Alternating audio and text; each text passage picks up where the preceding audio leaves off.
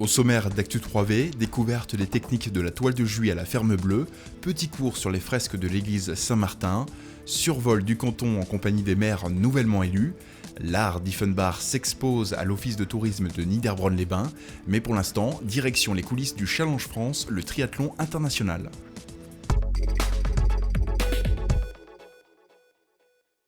Ça y est, le Challenge France est à nos portes. Et pour en arriver là, ce triathlon international a demandé une vraie organisation, notamment au niveau du tissu économique local. En France, on sait que c'est très difficile. Il y a des gens qui nous ont aidés dès le départ, donc parfois ça nous a un peu surpris parce que ce n'est pas forcément les plus gros partenaires potentiels qu'on pouvait espérer. Maintenant, c'est vrai que les partenaires les plus puissants de la région, pour le moment, ne nous ont pas accueillis les bras ouverts. On s'y attendait, donc la première année, c'est toujours assez difficile. Chacun veut voir en fait ce qu'on sait faire pour nous rejoindre la seconde année. Pendant 3 jours, Niederbronn vivra au rythme du sport, mais pas que. C'est vrai que le gros morceau, c'est le dimanche, ça c'est certain, mais déjà le vendredi, samedi, il y aura beaucoup de monde sur Niederbronn.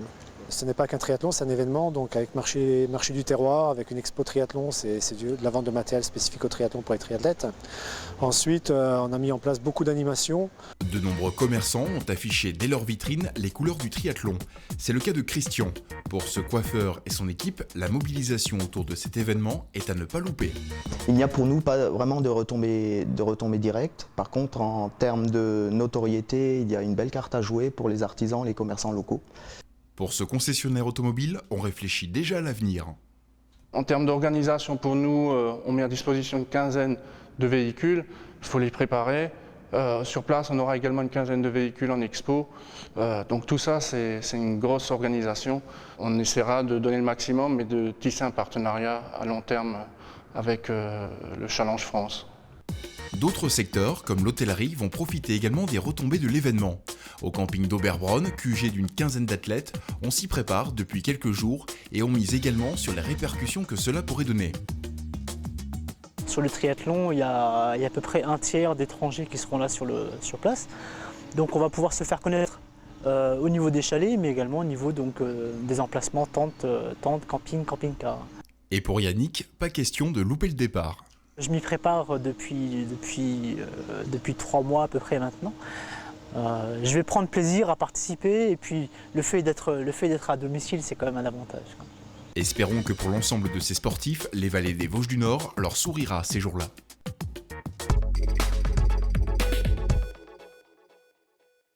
La Ferme Bleue à Utenhofen, lieu de rencontres artistiques et paysagers, a mis à l'honneur ce week-end la toile de Juillet. Marie Auduit, créatrice de la société Couleurs de Saison, réédite des textiles en s'inspirant des archives du musée de l'impression sur étoffe de Mulhouse. Le musée de Mulhouse, c'est une fabuleuse bibliothèque textile. Au jour d'aujourd'hui, il y a plus de 6 millions d'échantillons de tissus et tous ces échantillons proviennent des fonds des manufactures qui, hélas, les unes après les autres, à partir de la fin du 19e et début du 20e siècle, ont fermé. La toile de Juillet a vu le jour au XVIIIe siècle à la manufacture de Juillet en Josas, dans les Yvelines, puis d'autres manufactures telles que celle de Mulhouse se sont spécialisées dans sa fabrication. Le Juillet, c'est une technique d'impression, mais aussi un style esthétique.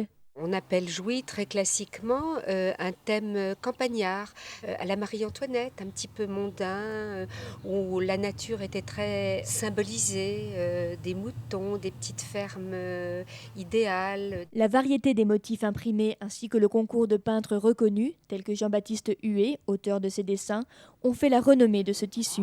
Le remettre au goût du jour est pour Marie Auduit tout à fait naturel. Le Juillet est une forme de tissu décoratif qui perdure. On connaît Juillet en Josas, on connaît le baron Oberkampf qui est d'origine alsacienne et qui a rendu célèbre la manufacture de Juillet en Josas. Et c'est encore dans les propriétés anciennes une forme de document textile que l'on utilise. C'est vraiment l'intemporel. Et il n'y a pas que le beau linge qui soit atemporel, ces motifs ont également inspiré à Marie des jouets pour la joie des plus petits.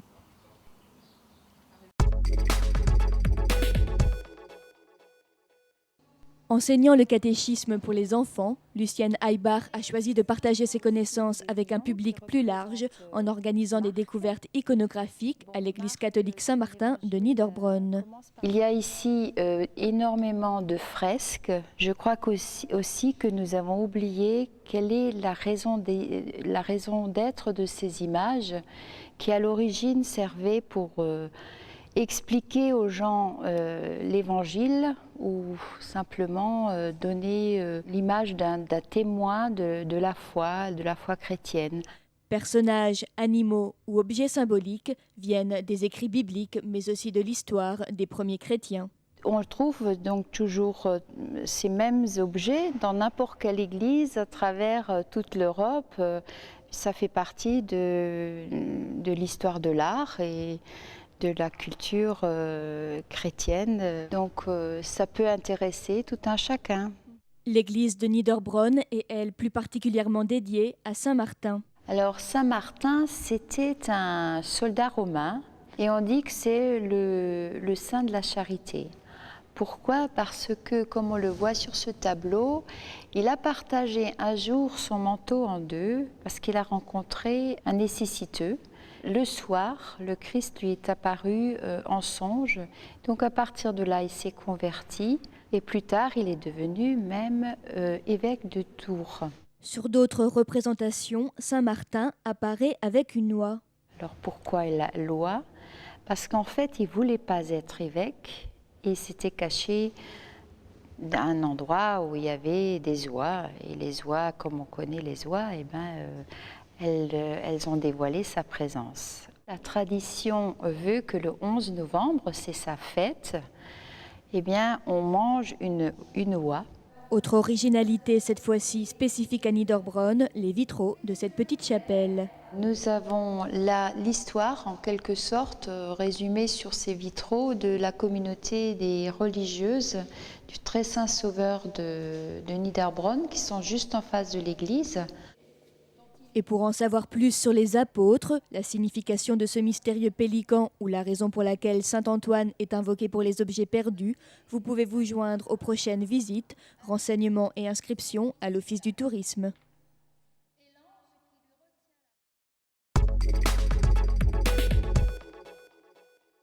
Les résultats des élections municipales dans le canton, c'est tout de suite en images.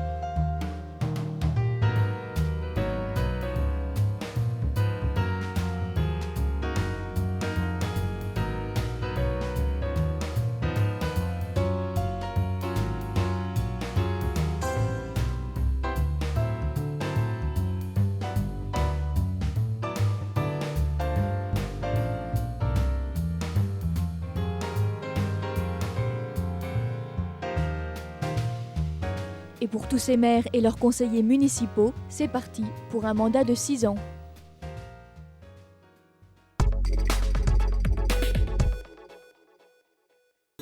La galerie d'art de l'Office de tourisme de Niederbronn-les-Bains ouvre actuellement ses portes à une exposition de sculptures. Ces œuvres, signées Pascaline Diefenbach, représentent un travail réalisé à partir de la terre. De l'art au bout des doigts, avec comme source d'inspiration l'humeur. Je pense que le message est universel en quelque sorte. Ça traite de choses qui sont complètement humaines. Donc c'est un peu le côté universel, mais en même temps c'est vrai que c'est très subjectif. On sculpte, on peint ce qu'on ressent, ce qu'on éprouve sur le moment, ce qui ressort de... On ne sait pas en fait comment ça vient. Après une période d'apprentissage par quelques grands noms de l'art en Alsace, Pascaline a choisi Niederbronn pour sa première exposition. Et les premiers échos du public sont plutôt positifs. J'ai pas osé dire que j'étais là, alors que je viens exprès, en fait, si les gens veulent me parler et m'interroger. Et là, j'ai joué la petite souris et j'entendais « Oh, c'est beau, c'est beau !» Et donc, je suis restée anonyme parce que ça faisait plaisir.